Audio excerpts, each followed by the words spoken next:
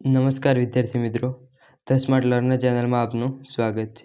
તો વિદ્યાર્થી મિત્રો, આજે આપણે જોવાના છીએ ધોરણ 9 ગુજરાતી સ્વાધ્યાય પોથી સોલ્યુશન, તેમાં પાઠ નંબર 13 રસ્તો કરી જવાના, જે એક ગઝલ છે, મુખપાઠ પણ કહી શકાય. અમૃત ઘાયલ દ્વારા લખાયેલ ગઝલ છે.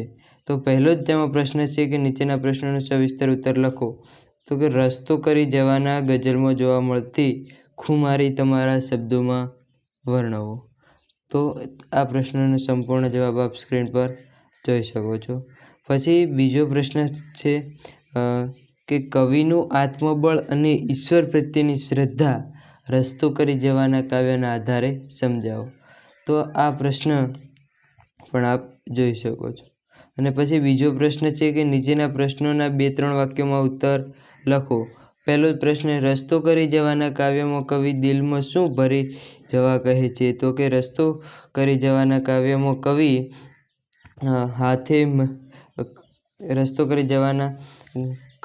ખાલી હાથે મરી જવા માગતા નથી. દુનિયાની તમામ વસ્તુઓ અને દુનિયાના લોકોની લાગણીઓ પ્રાપ્ત કરીને કવિ પોતાનું જીવન અર્થાત દિલ ભાવભર્યું રાખવા ઈચ્છે છે.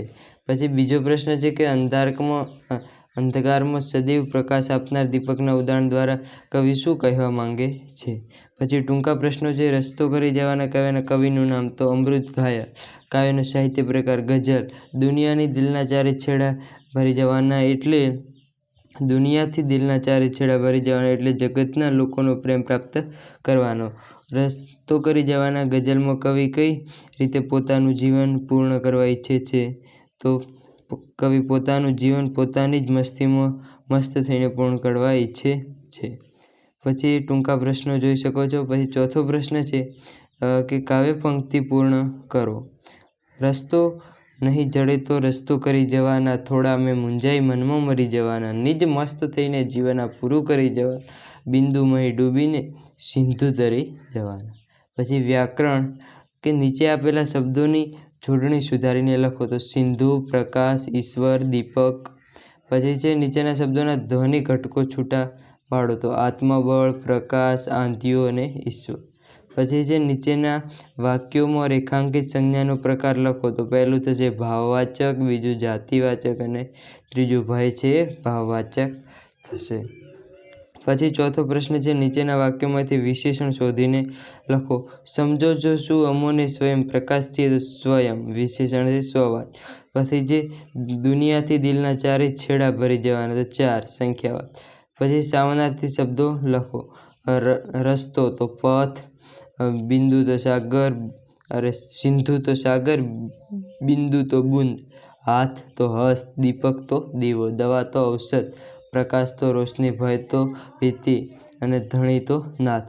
પછી જે રૂઢિપ્રયોગના અર્થ આપો. રસ્તો કરી જવાના ઉપાય શોધવાનો, ચારે છેડા ભરી જવા, ચારેય બાજુથી પ્રેમ પ્રાપ્ત કરવાનો, ટાંકા ભરી જવા, રૂંજાઈ દેવું, ઠાર્યા અમે ઠરી જવાના, જીવન સમાપ્ત થઈ જવું. પછી તળપદા શબ્દોનું શિષ્ટ રૂપ આપો. ખોળિયું શરીર, જડે તો મળે, અમુને તો અમને, અય તો આનો કોઈ તળપદો શબ્દ થતો નથી.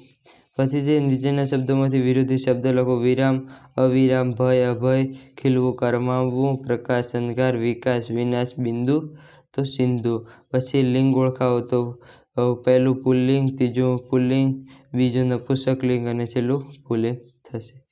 પછી 10મો પ્રશ્ન છે નીચેના વાક્યોના કાળ ઓળખાવો. તો પહેલું વાક્ય છે એક આત્મબળ અમારું દુઃખ માત્રના દવા છે. દુઃખ માત્રની દવા છે. એક આત્મબળ અમારું દુઃખ માત્રની દવા છે. તો આ કયા કાળનું છે? તો વર્તમાન કાળ. પછી પ્રકાશ આંધિઓમાં પણ પાથરી જવાના, તો ભવિષ્યકાળ. તો આ તો વિદ્યાર્થી મિત્રો ધોરણ 9 ગુજરાતી સ્વાધ્યાય પોથી સોલ્યુશન, તેમાં પાઠ નંબર 13 રસ્તો કરી જવાના. તો આ વિડીયો પસંદ આવે તો લાઈક કરો, ચેનલને સબસ્ક્રાઈબ કરો અને તમારા મિત્રોને આ વિડીયો શેર કરો. Thank you. અને આપણે એક વોટ્સએપ ગ્રુપ બનાવ્યું છે, તેમાં આપ જોડાઈ શકો છો, જેની લિંક ડિસ્ક્રિપ્શનમાં આપેલી છે. Thank you.